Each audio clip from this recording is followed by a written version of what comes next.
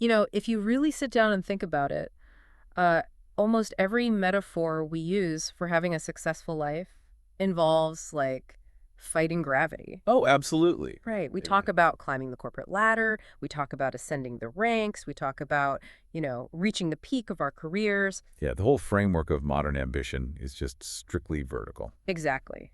Up is the goal. And the only alternative we're usually given is falling down. Which is a very binary and honestly a pretty exhausting way to exist. So exhausting. Because if you're always fighting gravity, you're always at risk of slipping, all right?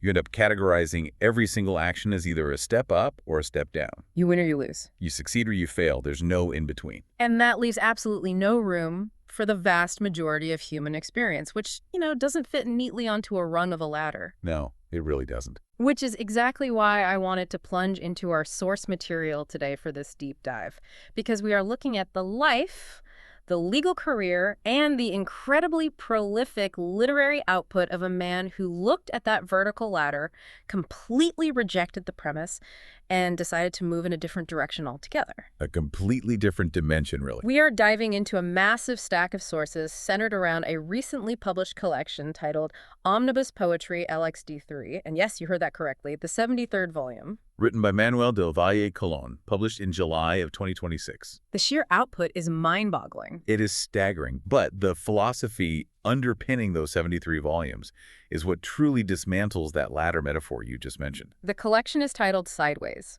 and the mission of our deep dive today is to really unpack exactly what it means to live a sideways life. Right.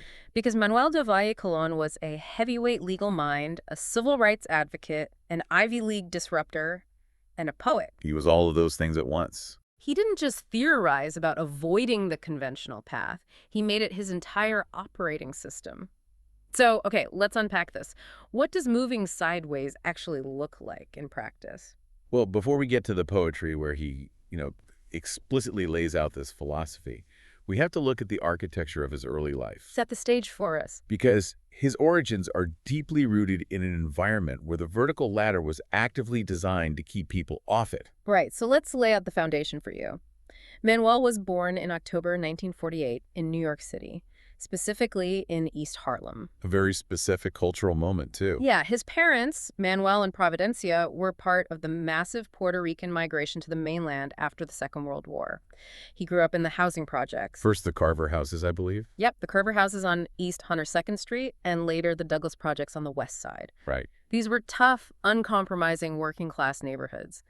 But then, by 1962, something shifts. He enters Brooklyn Technical High School. Which is not just any high school. Not at all. Even back then, Brooklyn Tech was one of the most prestigious, rigorous, demanding public STEM high schools in the United States. A total pressure cooker. Exactly. Yeah. It was designed to filter out anyone who couldn't keep up with intense analytical work. So he majored in their college preparatory program, and he graduated in 1966.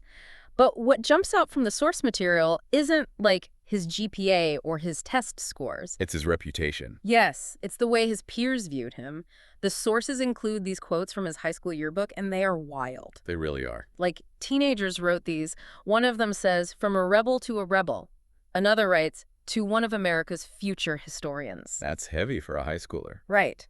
Then you have "To the power behind the throne." And my absolute favorite is, "May you continue to confound everyone in the world." It's that word confound that serves as the first real breadcrumb for his sideways philosophy. I have to pause on this, though, because I remember being a high school senior. Now, sure. Yearbook quotes were usually just inside jokes or, "Stay cool, have a great summer." Don't ever change. Exactly. For an 18-year-old kid from the projects to have cultivated this intellectually intimidating, almost mythical reputation among his peers. To be called a future historian. Yeah, and a power behind the throne.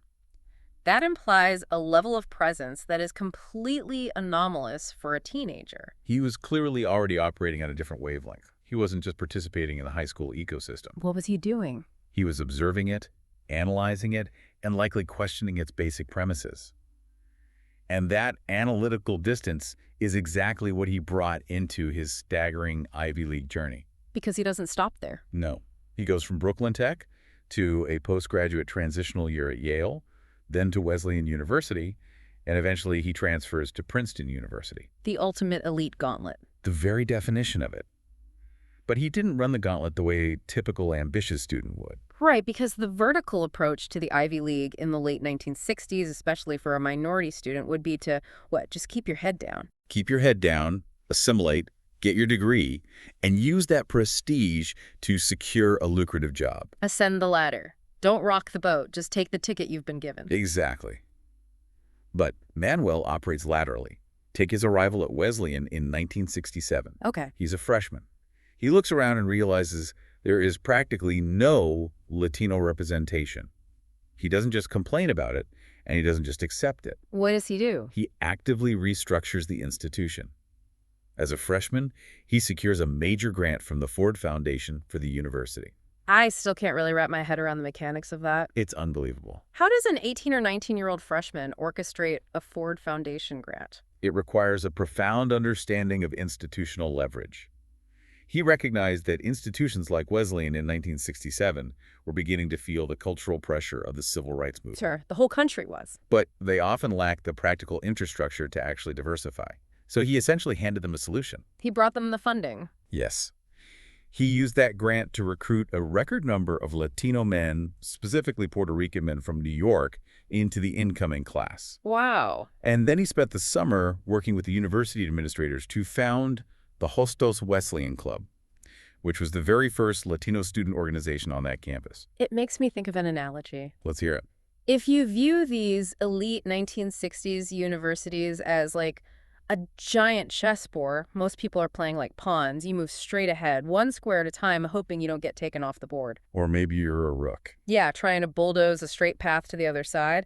But Manuel was playing like a chess knight. The L-shaped maneuver. Yes. Yeah. 2 steps forward, 1 step to the side. He leaps over the pieces in his way. That's a great way to look at it. While everyone else is moving in predictable linear paths, he executes this sideways jump and completely alters the configuration of the board. He changes the game. He wasn't just climbing the rungs of the Ivy League ladder.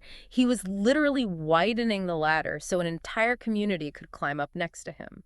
And that lateral expansion is his signature move, because he does the exact same thing when he transfers to Princeton. Which is an even older, more entrenched institution. Right, and he immediately founds the Campus Latino organization there too.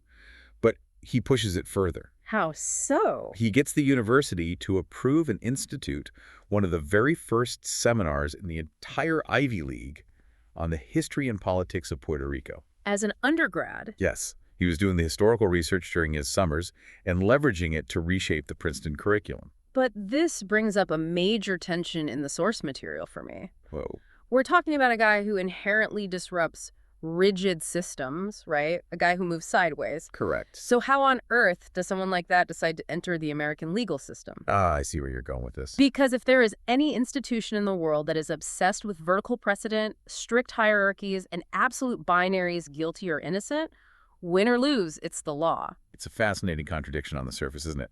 Following Princeton, he secures a John Hay Whitney Fellowship and enters Yale Law School, graduating in 1974. And just to give you a sense of the intellectual firepower in that specific graduating class, his peers included Clarence Thomas and Lonnie Guinier. That is a wildly broad spectrum of future American legal thought incubating in one single place. Seriously. But Manuel's approach to the law was completely distinct from the traditional corporate or even the standard political tracks, right? After Yale, he goes to work as a trial attorney for the Puerto Rican Legal Defense and Education Fund. This is where we see the sideways philosophy applied to a rigid, binary system. I know he worked on a foundational case called Aspira v. Board of Education. A landmark case. The notes mention it resulted in a consent decree for bilingual education. But what does that actually mean in practice? Like, how is that a sideways move rather than just a traditional legal victory? That is the crucial distinction. A typical trial ends with a binary verdict. The plaintiff wins or the defendant wins. Exactly. Someone is right, someone is wrong.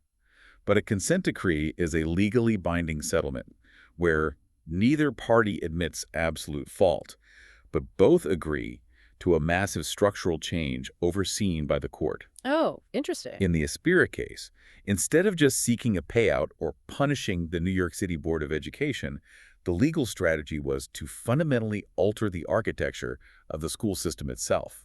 So they didn't just win a fight. No, they secured a decree that mandated bilingual education for children with limited English proficiency. Oh, I see. So rather than just winning a fight against the system, he used the legal mechanism to bend the system sideways. Right, forcing it to encompass students who were previously invisible to it. He wasn't just playing the game to win points. He was changing the rules of the game to include more players. Precisely. And he did the same thing in another case, Pabon v. Levine, which forced the New York State Unemployment Insurance Division to provide bilingual notices to Spanish-speaking claimants. It's all about access. It's about expanding the margins. And that philosophy seemed to peak when he became the chief administrative law judge of the New York State Division of Human Rights. Yes, he was the first Puerto Rican to ever hold that position. And the sources point out that in the early 1990s, he made adjudicating racial harassment, sexual harassment, and AIDS cases his absolute highest priority. We really have to contextualize what it meant to prioritize AIDS cases in the early 1990s. The stigma was overwhelming. It was. The legal system and society at large often treated people suffering from HIV/AIDS as untouchables. They were pushed to the absolute fringes. So for a chief administrative law judge to look at that landscape and say, no, these are the cases we are pulling to the center of our attention. That is a profound act of lateral empathy. Yeah, he was using his vertical authority to enforce a sideways inclusion. And the ripple effect of that kind of leadership is impossible to quantify, really. But we do see echoes of it in the mentorship he provided. There is a tribute included in the source material from Dr. Daniel Ibarrondo that I think perfectly encapsulates this. It's a wonderful tribute. I want to spend some time on Dr. Ibarrondo's story, because it shows exactly how Manuel's sideways intervention could redirect an entire life. Walk us through it. Ibarrondo writes about growing up with parents who came from Puerto Rico with only a second-grade education. They instilled a deep sense of patience in him. Right. But then he talks about a sixth-grade teacher in Harlem who gave him a piece of advice that changed everything. She told him to question everything. Which is the spark for any truly independent thinker. It is, but it also left him deeply unsatisfied with the answers he was being given. He jokes that he spent all his time at UCLA, which in his neighborhood stood for the University at the corner of Lenox Avenue, basically just reading constantly. That's a great line. He eventually goes to high school in Puerto Rico, hoping to finally learn about his own heritage, and he's met with this jarring reality. The curriculum is completely colonized. Exactly. He learned almost nothing about Puerto Rican history from a school in Puerto Rico. He had all these questions, but the vertical institutional systems of education were failing to provide any real answers. They were just feeding him the accepted top-down narratives. And it wasn't until he got to Fordham University that he met Manuel del Valle, who was teaching there as an adjunct professor. Ibarrondo specifically describes Manuel as the bridge for his life's work. What's vital to understand about Manuel's mentorship is what he didn't do. What do you mean? A traditional mentor often tries to mold a protege in their own image. They hand down a set of facts and say, here is the truth, memorize it. That's vertical mentorship. Right, do what I did. But Manuel didn't do that. Ibarrondo says Manuel taught him how to conceptualize the law and how to articulate history. Yes. He gave him the framework to develop his own deeper questions. He gave him the tools to eventually become an associate dean and a historian himself. He provided the scaffolding for Ibarrondo to build his own sideways path. And perhaps the most famous example of his mentorship comes from his time teaching at Princeton. Oh yes, the Sonia Sotomayor connection. That's right. He was introduced to her when she was a young undergraduate. Fast forward a few decades, and he's attending her investiture as an Associate Justice of the United States Supreme Court. It's the highest court in the land. And the sources include an inscription she wrote to him in a copy of her memoir, My Beloved World. What did she write? It reads, Manuel, you were my first role model, someone with a passion for fighting for change. Thank you for all you have done for so many and for what you continue to do. To be identified as the very first role model by a future Supreme Court justice? I mean, it speaks to a rare ability to perceive the latent potential in someone and nurture it without trying to control it. It's the ultimate validation of his life's work up to that point. But here is where the deep dive takes a massive turn. Okay, let's pivot. We've mapped out his real-world impact, the Ivy League degrees, the legal triumphs, the lives he changed through mentorship. But parallel to all of this, for decades, Manuel del Valle Colón was quietly constructing an entirely different universe. He was writing. Which brings us to the core of our source material, the staggering 73 volumes of his Omnibus poetry. 73 volumes. It's just hard to fathom. I mean, just the physical discipline required to produce that much writing while maintaining a high-level legal career is mind-boggling. It really is. But Volume 73, the volume titled Sideways, seems to function as a manifesto for everything we've just talked about. Let's look at the dedication of that volume. He writes, "To all who have learned to live not up nor down, but sideways, there is no fixed perspective." And he actually credits a surprisingly modern influence for this concept. Yeah, this part surprised me. He mentions the Japanese rock band Radwimps, specifically their song Oshaka Shama, which features the lyric, "It's not up or down the road, it's sideways." That's incredible. I find it fascinating that a septuagenarian legal titan is drawing philosophical inspiration from a 21st century Japanese rock song. It proves that his mind remained completely porous and open to unexpected cultural inputs. He never got rigid. Exactly. If we break down this philosophy of sideways, as it's expressed in the poetry, it's clearly not about a physical direction. It is a cognitive and spiritual orientation. It's an aggressive refusal of the binary. The latter. Right.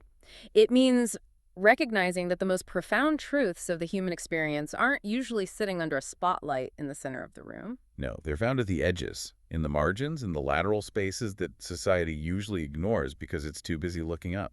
Let's see how he applies this to something as universally messy as romantic love. Oh, this is a great example. There's a poem in the collection titled, "He is not her master and she is not his mistress." This poem is a masterful deconstruction of the power dynamics that often ruin relationships. He explicitly argues against the binary of control, the master and the mistress, the idea that someone has to wear the pants or someone has to be the reacher and someone has to be the settler. That's all vertical thinking. Instead, he writes that the lovers coexist sideways, making lateral movements. He says they exist in a quantum universe. The use of the word quantum is very deliberate here. How so? Well, in classical physics, things are binary.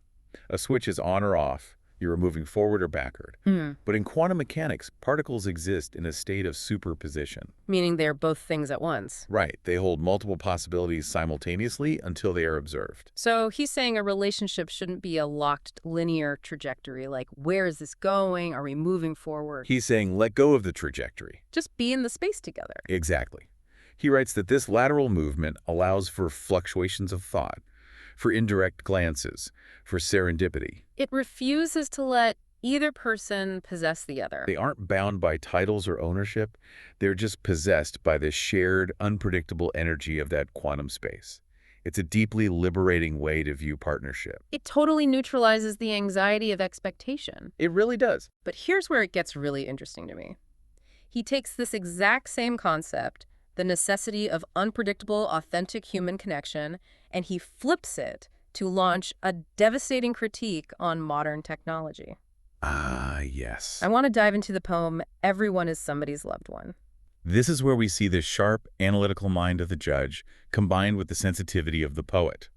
He is taking on virtual reality and the technological obsession with quantifying human emotion. The imagery he uses is so visceral. He describes users plunging into 3D digital environments wearing VR headsets, while biometric sensors track their eye movements, their heart rates, their respiration. The complete digital measurement of a human being. Yeah. And he acknowledges that this technology is incredibly useful for certain things. He mentions flight simulation, medical training, real estate walkthroughs. It's fine for practical, objective simulation. Right. But he draws an absolute line in the sand when it comes to matters of the soul. He writes that trying to use these biometric sensors to figure out what people want, to play with their imagination by scanning their brains, is useless as a replacement for real feelings. It's a very prescient critique. I read that and immediately thought about the algorithms that run our lives today. You know, if you're listening, you probably have a phone tracking your heart rate right now. My streaming service tries to predict what movie will make me cry. Exactly. My social media feed thinks it knows my exact political anxieties. And the poem argues that all of that is an illusion. Because it's too binary. Because algorithms are fundamentally binary. They run on ones and zeros, yes or no, engagement or no engagement. The poem points out that artificiality relies on biased inputs and simplistic questioning. Yes, the line is, "Love refuses to be cornered by its binary programming." That's a powerful statement. That hit me hard. You can measure a spiked heart rate, but a sensor doesn't know if your heart is racing because you are terrified, or because you just saw someone you love across the room, or because you're having a panic attack about the future. A machine can never map a sideways movement. It just sees the spike. Right. It is programmed to see a linear outcome. It cannot account for the quantum fluctuations of the human spirit. So, if technology and algorithms fail to capture reality, what is the alternative? For Manuel, the alternative is myth. Myth. It's imagination, it's art.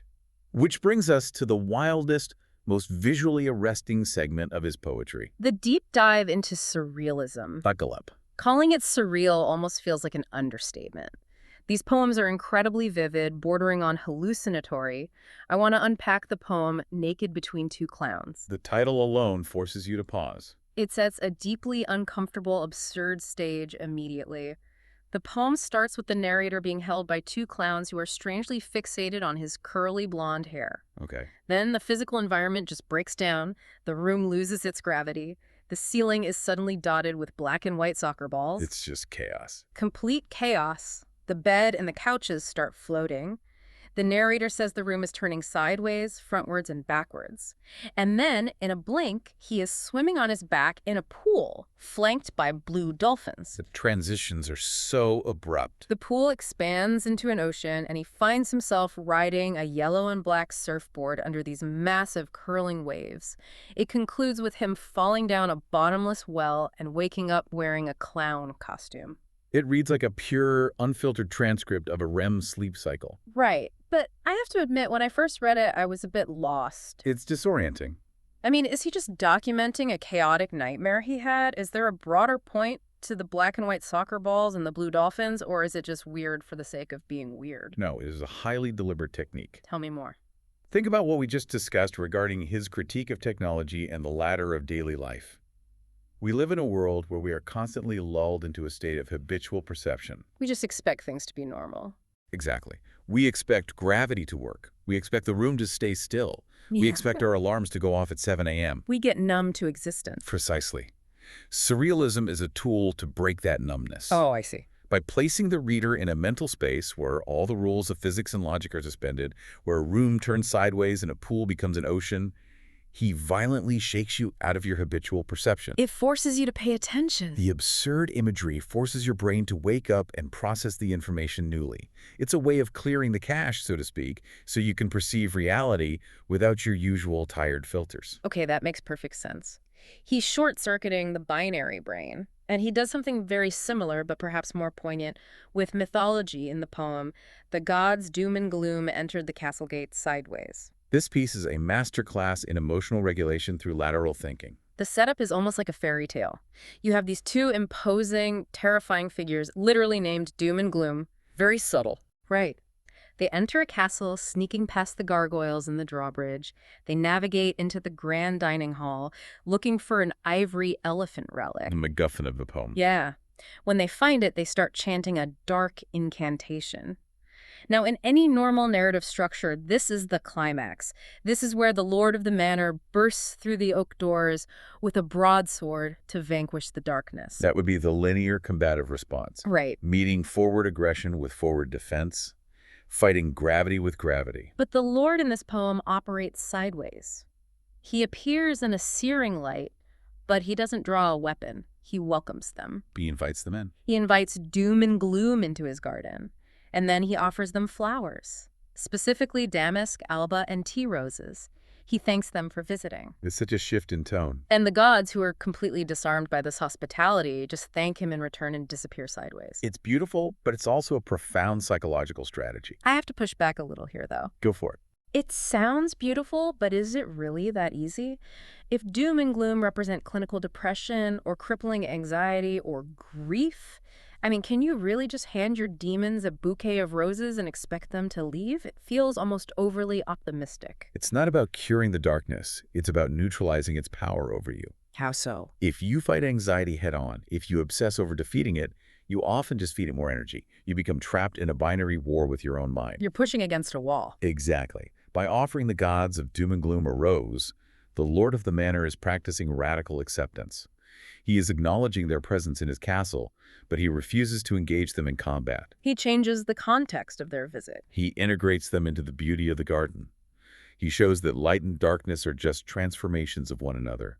By accepting the fear, by moving sideways instead of charging forward, The fear loses its grip. That is incredibly powerful. And this deeply imaginative, subversive approach bleeds into how he views the creative process itself. We have to talk about the poem Black Prince, because this piece gives us a highly specific, almost cinematic view of the artist at work. It is an unforgettable portrait of creative sanctuary. The poem describes a writer who is sitting in a massive white enamel bathtub right in the middle of a stark white studio apartment. Just a great visual. He's drinking a pina colada made with fresh Hawaiian pineapple. He's listening to Caribbean music, and he's watching videos of waves crashing on a beach. And from the comfort of this bathtub, he is dictating novels into a tape recorder. And consider the content of the novels he is dictating. They are wild. They are essentially Trojan horses. They are subversive, lateral twists on conventional genres. Right. He's not just writing standard fiction. He's dreaming up a black vampire series set in a posh Harlem residence where the vampires are specifically preyed upon by whites. A total inversion of the trope. He's drafting stories about oligarchs who are suddenly cursed with nightmares about the extreme inequality they've created. He imagines a computer virus that infects systems globally, turning all digital white images into black people of every conceivable shade, forcing the entire digital infrastructure into a state of hallucination. He is using fiction to invert reality. He's forcing society to look at its own racial dynamics. Its hypocrisies, its economic disparities from a completely different angle. And the setting, the bathtub, the Caribbean music is crucial. Because it's a safe space. Yes. The bathtub is his incubation chamber. The world outside is rigidly vertical and often hostile. Right. But in that tub, surrounded by the sensory input of the islands, he is safe to dismantle the world and rebuild it sideways. It's a sanctuary of imagination. And he explores the actual mechanics of how that imagination works. In another poem, There is a Need for Lyricists. I love this one. He talks about the unique, almost impossible pressure of having to fit massive, complex human emotions into a standard 3-minute song format. He describes the mind of the lyricist as a massive system of mental file cards. It's an ongoing, lifelong process of observation. He says it's not just about sitting down and forcing out words that rhyme. No, it's about maintaining a constant openness to the universe. Catching a snippet of dialogue from a movie? Or a sudden, unexpected bout of inspiration while walking down the street, filing it away, and then, as he puts it, swimming with the tide of creativity until those words naturally find their home on the page. It's a very fluid, non-linear way of looking at labor. So different from how we usually work. Right. The vertical world demands optimization. It demands that you sit at your desk for 8 hours and produce a quantifiable output. The sideways approach to art acknowledges that you wait, you gather, you move laterally through the world until the art dictates its own formation. So we've gone from the high-pressure environment of the Ivy League to the strategic maneuvers of the courtroom to the critique of biometric algorithms and into surreal bathtubs and mythical rose gardens. We've covered a lot of ground. We have. But as we transition into the final thematic segment of this deep dive, the focus of the poetry shifts inward. It gets very intimate. It moves away from the abstract and the political, and it becomes deeply, sometimes painfully, personal. It becomes an exploration of the inevitable human connection, how we curate our memories, and ultimately our mortality. The later poems in Volume 73 are deeply reflective. They grapple with the passage of time and the realization that the latter doesn't just fail to bring happiness, it eventually runs out of rungs. Let's start with how he views the social ecosystems we build around ourselves as we age. There's a poem called Acquaintances Are Like Background Characters in a Play. It's a brilliant theatrical metaphor that helps untangle the different levels of human intimacy. He argues that acquaintances exist sideways to the main characters. They are essential to the production, they offer social cues, they provide context, they make the stage of life feel populated and real.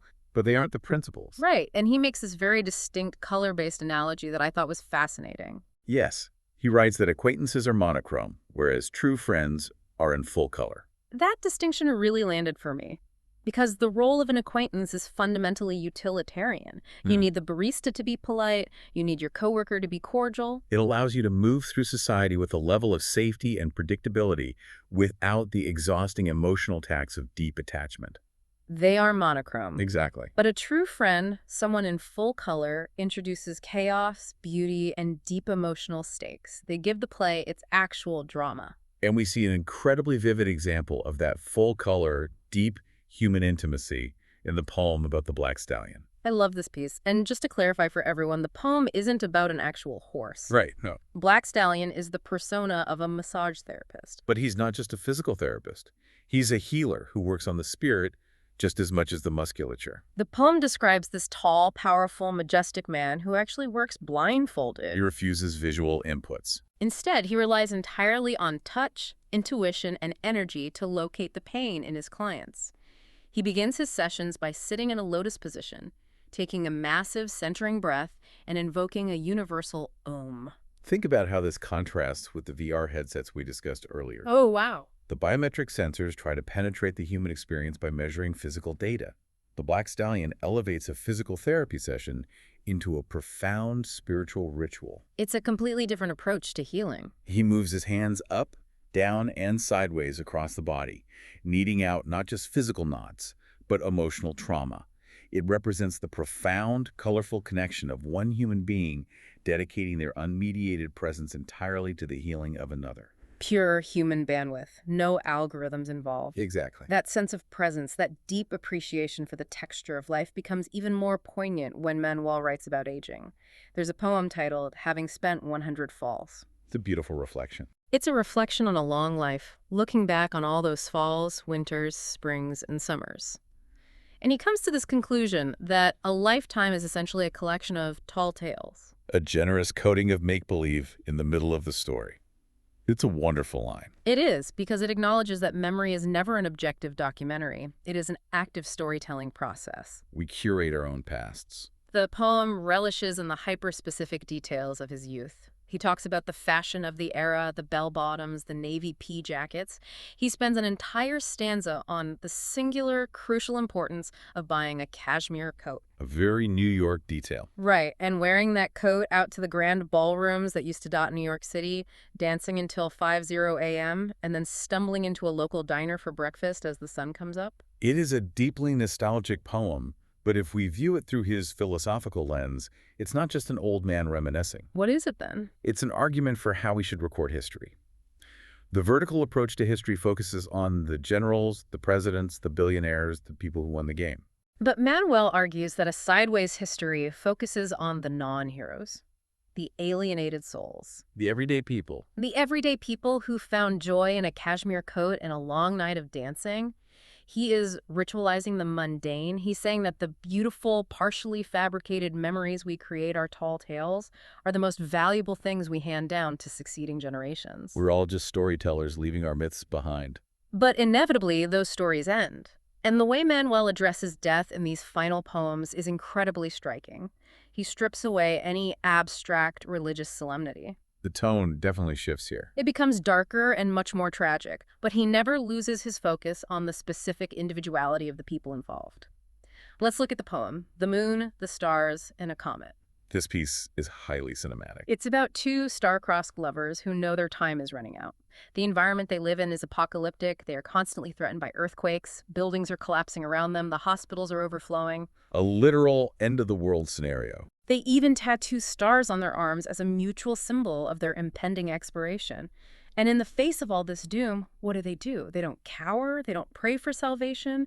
They take up boxing. It's such a visceral image. They spar with each other to prove their strength. They box to show each other that they can defend one another in the midst of cosmic disaster.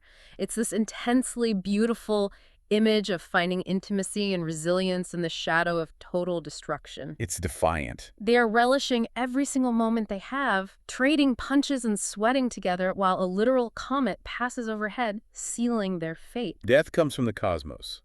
It is entirely out of their control, but their love is grounded in the grit and the dirt of their shared reality. They face an uncontrollable end together.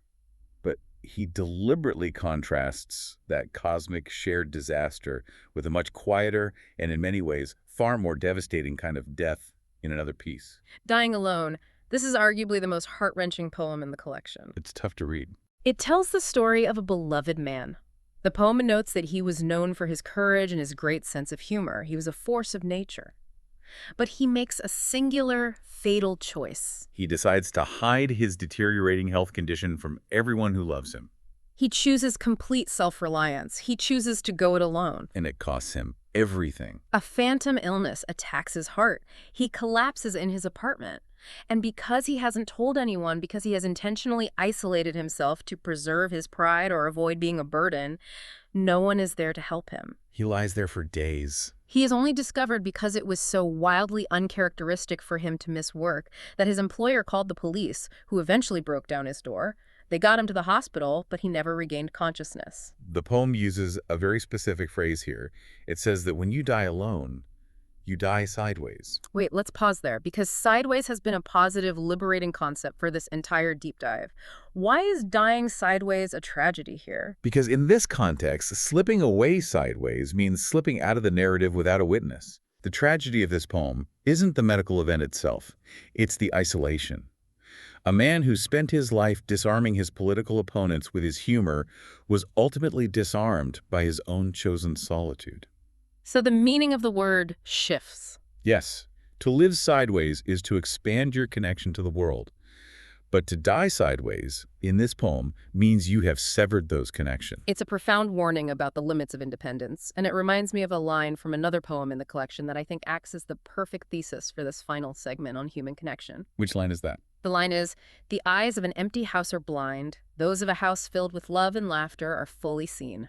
That is the ultimate indictment of isolating yourself on the vertical ladder of ambition. If you dedicate your entire life to ascending. If you only care about moving up, acquiring resources, protecting your status, you might reach the top, but you will end up in an empty house. And an empty house is blind. It witnesses nothing. To be fully seen, your house, your life must be filled with love. And to do that, you have to look sideways. You have to engage with the world around you. You have to welcome the unpredictable, full-color friends. You have to share your tall tales. You have to invite doom and gloom into your rose garden, and you have to allow people to see you when you are vulnerable. You have to step off the ladder. That is the core message of his life and his work. Wow. Okay.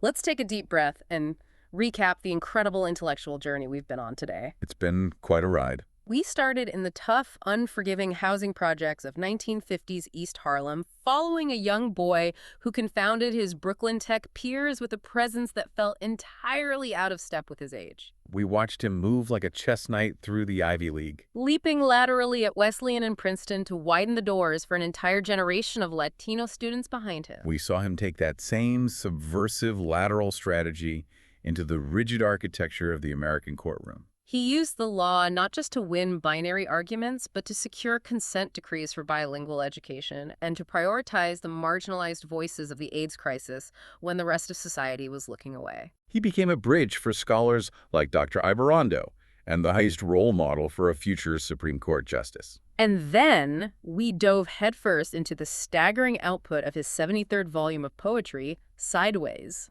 We explored a philosophy that actively rejects the romantic binary of master and mistress. A philosophy that correctly identifies the soulless binary limitations of biometric virtual reality. We learned that to defeat fear, you don't fight it, you invite it in and offer it a damask rose. We sat in a white enamel bathtub, listening to Caribbean music with a visionary writer.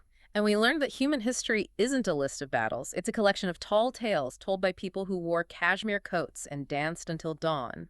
Manuel del Valle Colón lived, loved, practiced law, and created art in the lateral spaces. He proved that the most important truths are found at the edges. He interpreted, examined, and elevated the human experience through words, vision, and relentless action. He truly did.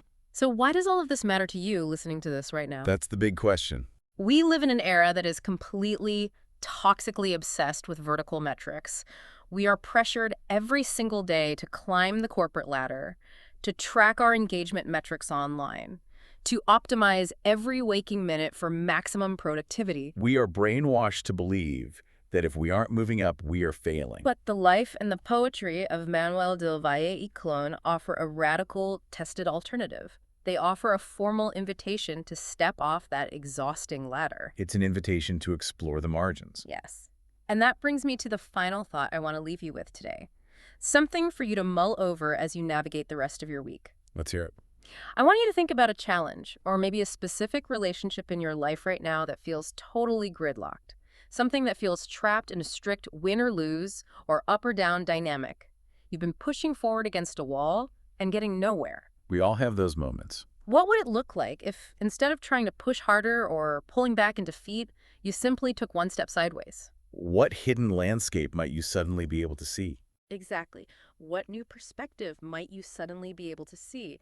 Just remember the physics of the ladder we started with. You don't always have to climb, and falling is absolutely not the only other option. Sometimes the most beautiful, authentic way forward is just one step to the left. Thank you so much for joining us on this deep dive into the extraordinary mind of Manuel de Valle y Colón.